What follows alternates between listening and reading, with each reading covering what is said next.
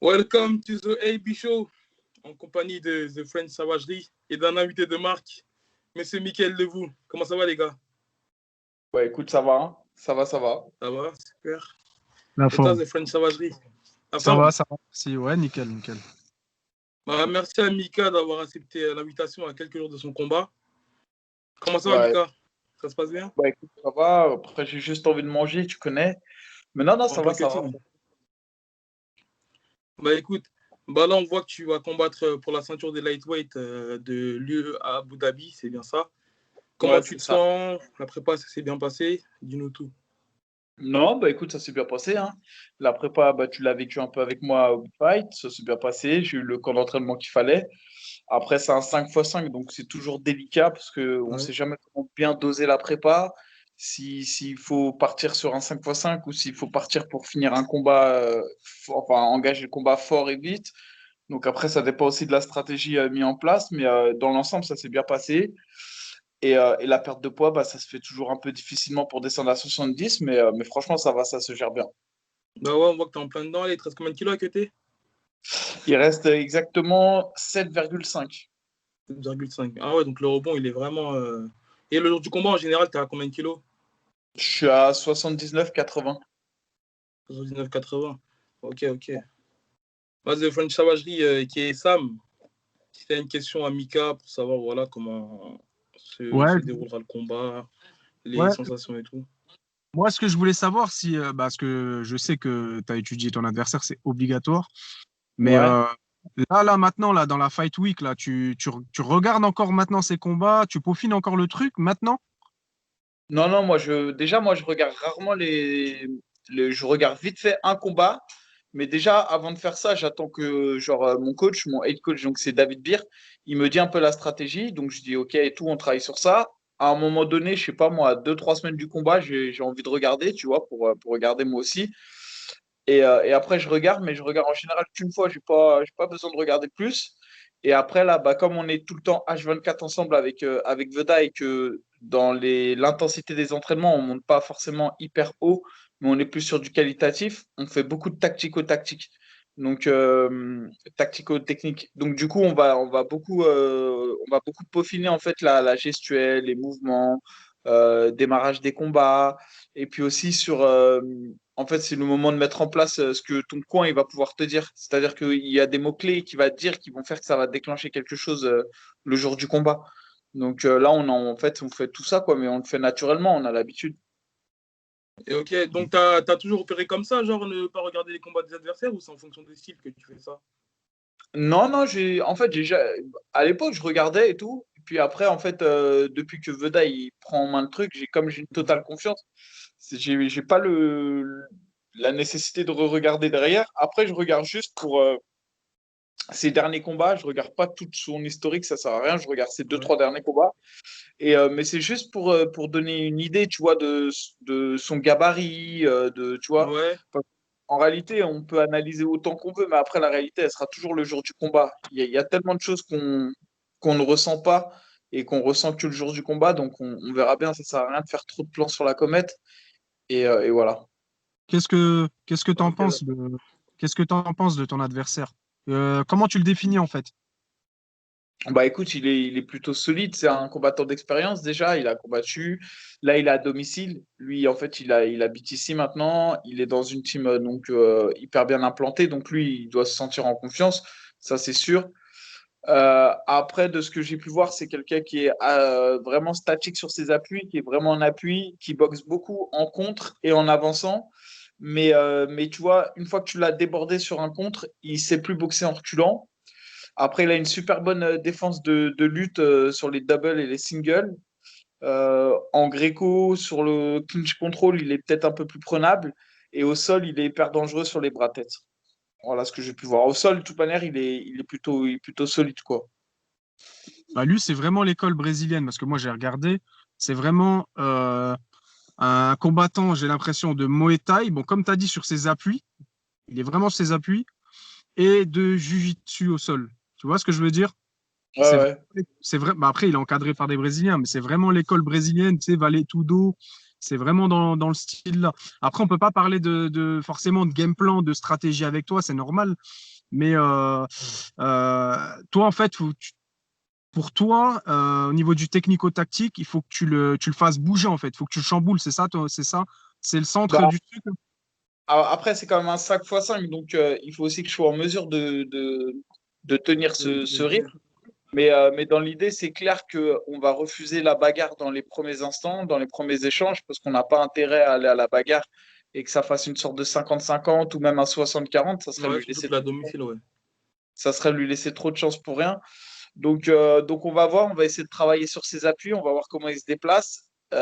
Et on va essayer de kicker un peu dans les départs. Déjà, bien comprendre la notion de distance, essayer que je puisse avoir un peu, tu sais, bah, le timing, que je ressente un peu la chose, tout ça, que je sache quand je suis hors de danger, en danger. Et après, bah, je déroulerai mon jeu. Mais dans un premier temps, vraiment, comme c'est un 5x5, on a le temps.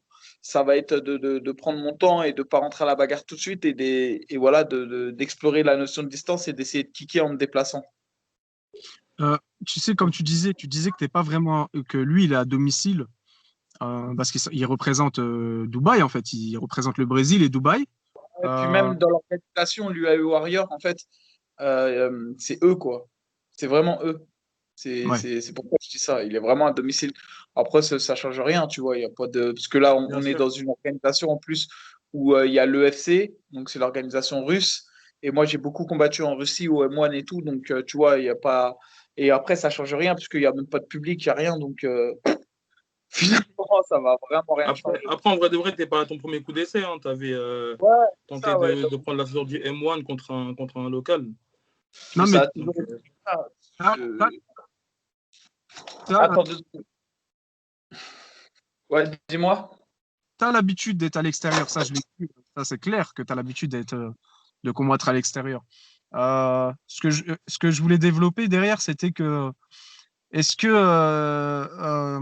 t'as pas stratégiquement cette petite pression de te dire que justement les mecs, si c'est serré, ils vont pas te la donner. Tu comprends ce que je veux dire? Ouais, après ça, tu peux. Après, c'est des ceintures mondiales quand même, tu vois. En plus, on est en pleine Fight Week. C'est un peu pour le monde du MMA, ça va être la capitale du MMA. Donc, pour tous ceux, même les gars de l'UFC et tout, qui ont recruté le vendredi, la première chose qu'ils vont faire, c'est peut-être regarder ça, tu vois.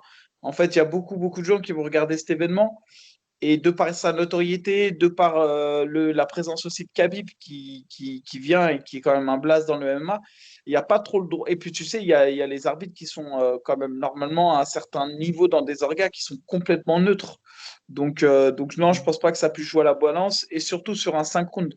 Après, c'est le champion, donc quoi qu'il arrive, j'ai plus à faire que lui pour gagner cette ceinture. Donc voilà, si c'est équilibré, c'est sûr que ça sera à lui de gagner, et ce qui est normal parce que c'est le champion. Donc il faudra vraiment que je fasse un peu plus, voire beaucoup plus. Mais c'est l'objectif. L'objectif, c'est même pas d'aller à la décision de toute manière. Non, mais t'as un très bon recul sur la situation. C'est vrai qu'à la Fight Week de l'UFC en plus, toi tu combats le vendredi si je dis pas de bêtises, hein. Ouais, c'est ça, ouais. Vendredi, ouais. Donc, comme tu as dit, en plus, ils vont tous jeter. Je pense que les combattants de l'UFC, tous les staffs et tout le monde va jeter un œil sur ce. Enfin, jeter un œil plus que ça, même. Regarder le gala en entier. En plus, c'était le main event. Et il y a des noms avant. J'ai vu qu'il y avait même des mecs de la team de Khabib dedans. Dans Ouais, le. t'as le gars qui avait perdu la Shamil, demi. le cousin de Shamil Khabib. Qui avait Zabourov. perdu Ouais, il y aura Shamil sur sur la carte. Ouais. 1 million contre Mansour Barnaoui. C'était la finale qui emmenait pour le fameux Ouais, pactole. ouais. Et il est là et il combat en common event donc et du coup bah tu vois il y aura quand même des beaux noms sur le plateau tu vois. Ouais, j'ai vu que c'est un événement qui faisait en hommage au père de Khabib. Une espèce Ouais de c'est ça. commémoration. Et Bah, d'ailleurs, on c'est aura un vraiment autre Français là, un petit big up à lui, à Elias Bouguesdam, c'est ça, qui ouais c'est ça combattra aussi à tes côtés. exactement lui qui a eu la ceinture du Brave Ouais. euh, à l'époque en 66 kilos. Ouais, je crois que c'est le premier Français même à détenteur de la ceinture du Brave. La ceinture du Brave ouais exactement. Ok. Comment. Je voulais te demander comment tu. Parce que tu as beaucoup combattu dans les orgas russes. Tu vois, Ouais. tu as pas mal fait l'Europe de l'Est. Là, l'orga dans laquelle tu es, là, bah là dans l'hôtel, tout ce qui est autour, dans le traitement et compagnie, tu situes où l'orga, là, UAE? Tu crois que tu vois, tu les vois plus au niveau UFC, tu vois, ils organisent un peu, c'est un peu dans le mood américain, ou Non, bah, en Russie, c'est aussi très structuré, donc je pourrais pas te dire, tu vois, ça dépend vraiment de la taille de l'organisation. Après, au M1, c'était vachement encadré, tu vois. Après, là, en fait, on a un sentiment vraiment tu vois, on fait un test Covid tous les jours et tout. Donc, en gros, là, on est très, très carré, ils sont très protocolaires et tout, mais c'est lié au Covid, en fait, c'est pas tant lié à l'orga. Après, sur l'orga, c'est comme le M1, tu vois, on a un schedule, il y a le Media Day, ensuite, il y a les prises de photos, le shooting photo, il y a la conférence de presse, enfin, c'est tout le temps pareil, hein. Après un certain niveau, comment dire, les orgas se ressemblent et c'est des petites choses qui vont faire la différence. Après, sur ce que je vois là sur la planification, en tout cas, on s'occupe très bien de nous et voilà, quoi, l'hôtel est correct, il n'y a vraiment pas de souci. tu as eu un camp complet pour ce combat? J'ai été prévenu, en fait, ça fait pas si longtemps que ça. J'ai été prévenu il y a 4 semaines et demie. Donc, c'était un peu court quand même pour préparer une ceinture. Après, il y a des opportunités. C'est comme ça, c'est dans la vie. Il faut les saisir aussi, tu vois. Et donc, j'ai saisi l'occasion. Après, est-ce que si j'avais fait un camp meilleur, je serais en meilleure condition et tout? C'est même pas sûr, tu vois. Je suis pas sûr. Donc, Ouais. ouais, ça, des fois, tu peux pas savoir quoi. Après, on dit toujours il y a un optimum, c'est vrai, mais faut l'assumer. Un camp de prépa de 7 semaines, tu vois, faut réussir à assumer ça. Bien sûr, Écoute, ouais. là, je me sens bien, donc franchement, pour l'instant, je me pose pas du tout de questions. Est-ce que on peut parler un tout petit peu de ça? Moi, ça m'intéresse beaucoup. Comment tu gères sur 4 semaines? Comment tu gères au niveau cutting? À combien tu démarres? En fait, comment tu te situes? Est-ce que tu te dis, par exemple, pour donner un exemple pour les gens qui regardent la vidéo, dans un mois, je combats, dans un mois pile, donc dans 2 semaines, j'arrête les sparring. Tu vois ce que je veux dire? Je parle juste des sparring, entre autres. Mais La gestion de la prépa, quoi. la gestion sur 4 semaines, Ouais. sans entrer dans les détails, comment est-ce que tu abordes ça? La gestion, après, tu sais, déjà, c'était plus sur 5 semaines. Après, la dernière semaine, déjà, tu peux la couper totalement de ta prépa parce que c'est la semaine où tu vas voyager, c'est la semaine où tu Ouais. vas être fatigué du régime, c'est la semaine où tu vas faire beaucoup de tactico-technique, comme je te le disais. La quatrième, c'est un mix entre souvent ta préparation, c'est tu rentres dans l'avant-dernière semaine. Donc, je la fais en déroulant de l'inverse. Je fais pas, tu vois, je pars de la fin au début.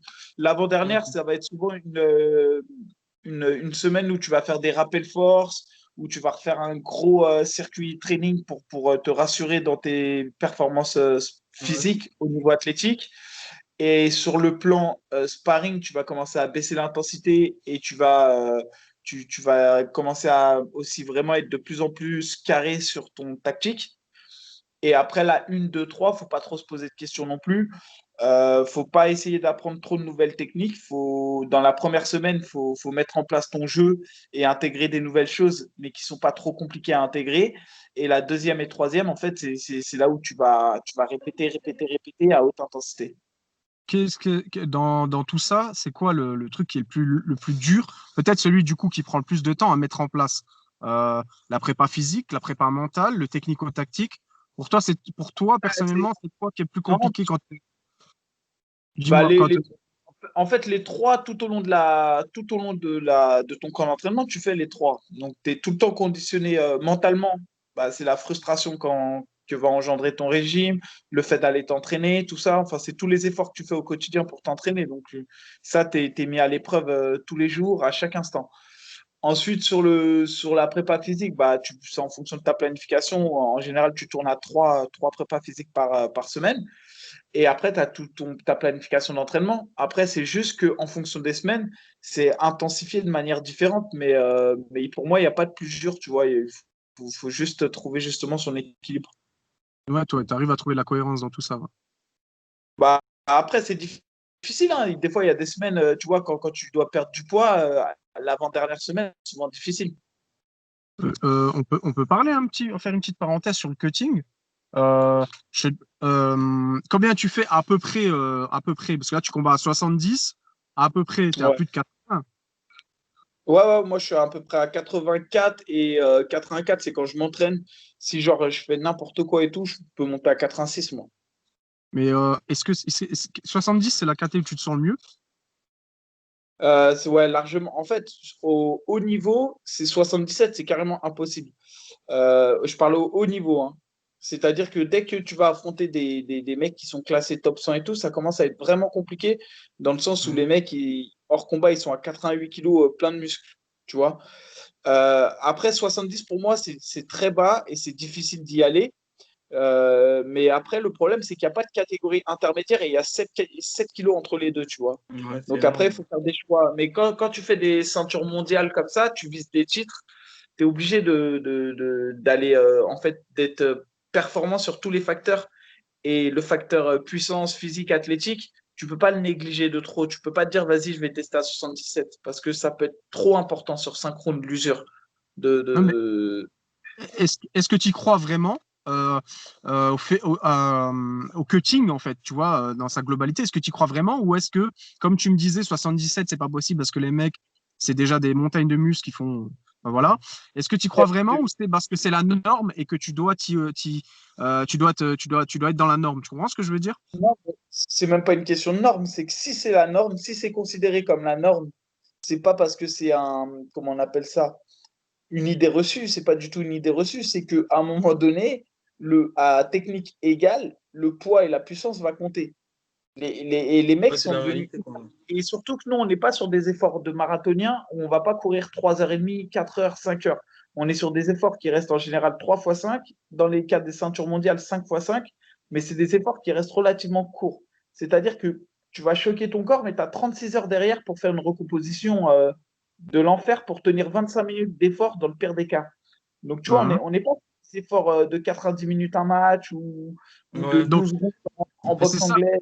c'est ça que je voulais savoir. Donc, du coup, toi, t'es partisan. Je veux dire que toi, Je sais pas, tu sens vraiment que c'est positif, mais il faut le faire, quoi.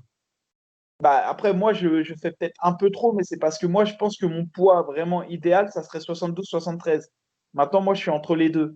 Mais après, tu vois, si quelqu'un se sent bien à 77, voilà. Mais par exemple, je pense que Masvidal, qui est, euh, On qui est pensait au un même. petit. J'allais Ouais, t'en parler. J'allais t'en tu parler. vois, Masvidal, il pourra jamais gagner le titre de la ceinture à 77 parce que les Ousmane et tout vont être beaucoup plus puissants que lui. Mais Ouais, beaucoup trop. ouais. Tyron Woodley, Thompson, des mecs comme ça, ils vont être beaucoup trop durs pour lui. Quoique Mm. Thompson, il a perdu, mais ça va être trop dur. Non, non, non, mais on est d'accord. On est d'accord. Parce que moi, ce que je pense aussi, c'est le truc, le détail aussi qu'il faut prendre en compte, je pense. Excusez-moi, je démarre ma voiture parce qu'il n'y a plus d'éclairage. Le gros détail, c'est que toi, tu as déjà une longue carrière, tu as déjà beaucoup de combats. Euh, Est-ce qu'à long terme, tu le ressens jamais à long terme, ça? Alors là, moi, je suis pas médecin et je conseillerais jamais aux gens de faire un cutting, tu vois, parce que euh, je continue ou pas, Ibi? Parfait. Attends, je le remets dans la conversation. Vas-y.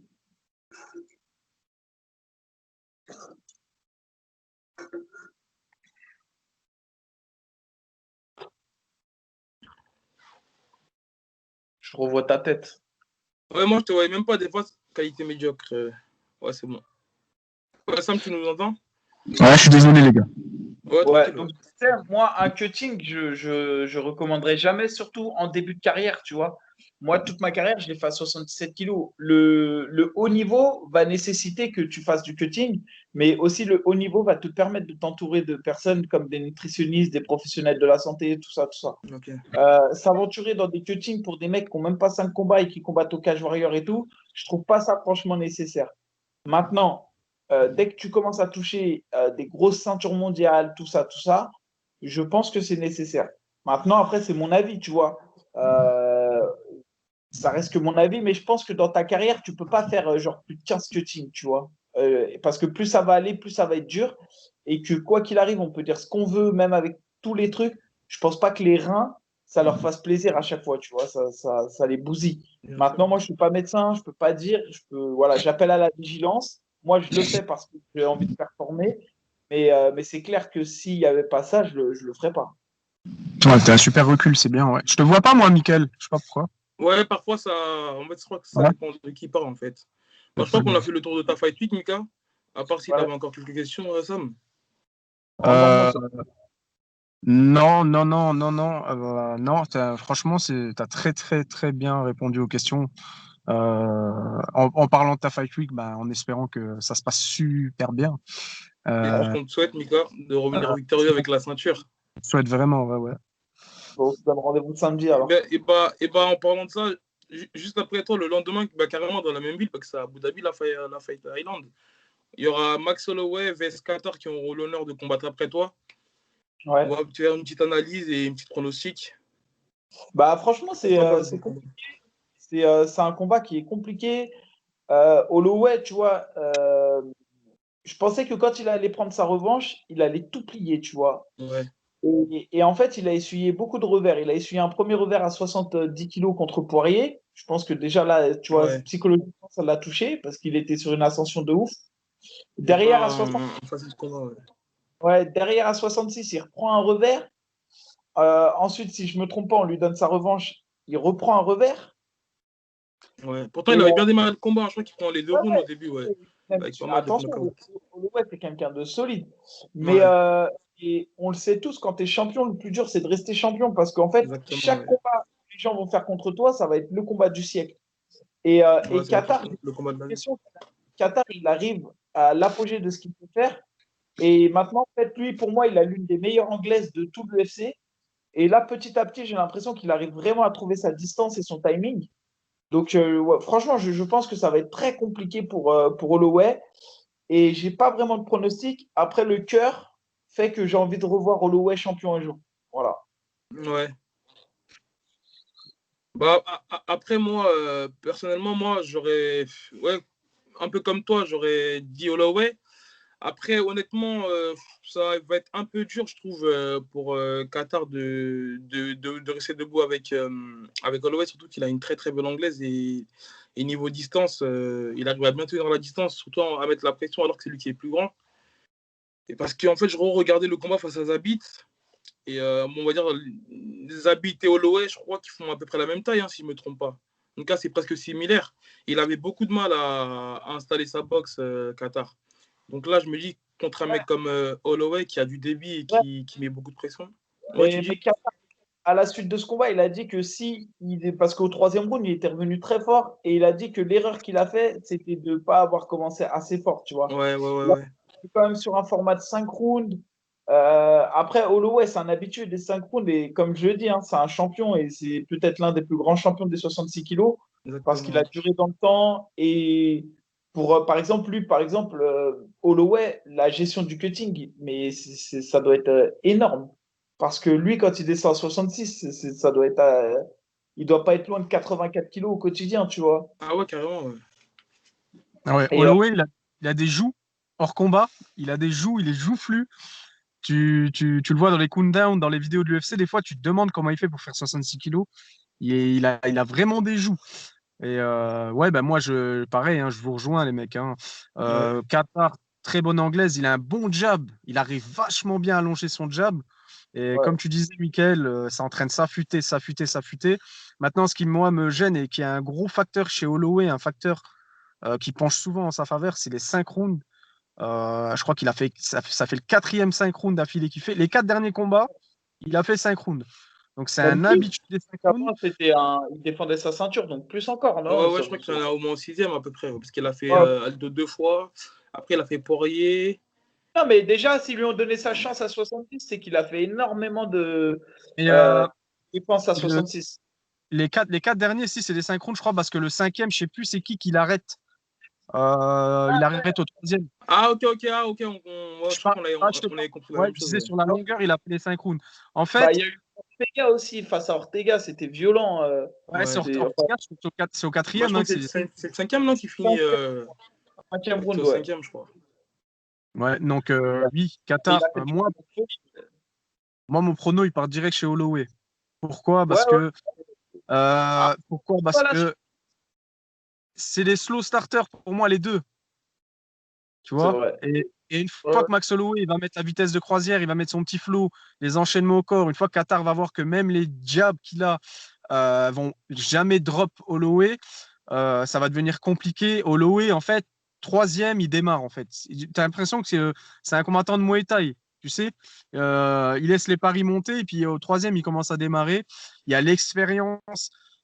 Je pense que après, il y a les adversaires. Holloway, pour moi, il gagne son dernier combat contre Volkanovski. Pas Pour moi, très d'accord. pour moi, il prend 3 rounds. En fait, le truc, c'est pour moi, Holloway, il en gagne 2, Volosky 2, et ils auraient pu mettre Draw, tu vois.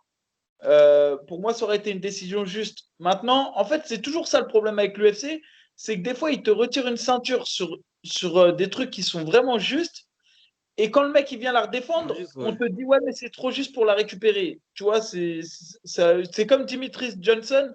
Pour moi, il a jamais perdu contre Cerudo, tu vois. Ouais, c'est C'est exactement, ouais. Je suis c'est d'accord. un peu. Non, mais Après, franchement, je vois pas Qatar faire la différence parce qu'en fait, je me dis qu'Holloway, il a jamais été drop dans un combat de toute sa carrière. Qatar, il a fini, je crois qu'il a fait avec Ige, il a fini Dan Ige, là, le mec qui est dans la team qui s'entraîne Ouais. au IPA. Je crois qu'ils ont fait combien de rounds? Ils en ont fait 3. Non, 5. C'était 5. C'est le un main fight event, je crois que c'est le main event. Hein. event, donc ils ont fait 5 rounds. Il a fait 5 rounds avec Dan Ige. Moi, je le vois pas drop Holloway et du coup, je le vois pas gagner au point contre Holloway qui a un gros volume. C'est le plus gros striker de l'histoire de l'UFC au coup touché. Après, cette année, il y a eu plein de surprises, il y a eu plein de pétards mouillés, il y a plein de mecs qui sont arrivés, on s'est dit les voilà et puis je sais après, pas, on est en 2021, il y mais a eu bon. Non, mais il y a eu des préparations bâclées, je pense, avec le Covid. Il y a aussi le côté showman que beaucoup n'ont pas. Tu vois, le public, ça joue pour certains, ça les transcende. Hein. Donc, tu vois, je pense qu'on est quand même dans une période dans le MMA qui est un peu bizarre et que même l'expérience acquérie sur ce type de combat à huis clos, ça va jouer. Tu vois, Qatar, je crois, il a son troisième combat à huis clos. Tu vois, Exactement. donc il maîtrise un peu le truc, tu vois. Ouais, Et, ça... c'est pas facile pour des mecs qui ont fait des grands championnats, d'avoir une foule autour d'eux et tout, et de recombattre, genre, on dirait qu'ils sont dans un gymnase municipal, tu vois. T'as Et, l'impression un classé dans un gymnase municipal, ouais. ouais. Et ça, je pense que c'est vraiment pas facile, tu vois. Mm. Ouais, je Et vois quand même. en plus, j'ai vu que Qatar a dit qu'il allait être le premier à mettre KO Holloway. Moi, en tout Ouais. cas, si je devais donner un pronostic, j'irais soit une victoire de Qatar avant la limite, ou soit une grosse domination de Max Holloway sur les 5x5. Non, moi, je vois même Holloway s'imposer avant la limite de temps. Ouais. Avant la limite. Un peu à l'image d'Ortega, quoi, dépassé par Ouais, l'anglaise. en fait, je pas dépassé par l'anglaise. En fait, c'est un débit. Il va mettre un débit et puis il peut même aller guillotiner. Hein. Attention, hein, il a des longs segments très fins, un peu à la Ferguson. Ouais, ouais. Et il fatigue, il va pousser Même Ortega, il était à 2 doigts à un moment donné hein, de se jeter, genre de donner sa tête, tu vois. Donc, non, moi je vois Holloway vainqueur. Après, comme je dis, attention à Qatar. Tu vois, vraiment attention. Pour moi, il est à son meilleur. En tout cas, c'est le meilleur Qatar que je pense qu'on va voir dans sa carrière, tu vois. Donc, ça, c'est intéressant. Ouais, il doit top de sa forme. Ouais. Ouais. Et toi, Sam, tu dis un petit pronostic et qu'on finisse là-dessus? Moi, Max Holloway au point. Max Holloway au point. Ouais. Ouais, ça va, on est d'accord. On est d'accord alors pour Holloway. Bah, merci les gars. Mika, merci d'avoir Avec plaisir. en plein Juste moi, coaching. je dis un petit mot juste sur. Il y a aussi Nassour qui combat ce soir-là. Ah oui, Et c'est mon le même soir, ouais. pronostic, Nassour KO, deuxième round. Là, son KO deuxième round. En tout cas, on Ouais. est tous de la Team France. Merci à toi, Ouais. Sam. J'espère qu'on t'a Merci pas à vous. dérangé pour ton entraînement. Non, il n'y a pas de problème. Merci à vous. Ah non, merci, Ok. Mickaël. Vas-y, Bon, salut les gars, gars. Et bonne chance. merci. Vas-y, Ciao, les force. gars. Salut. Ciao, Ciao. ciao.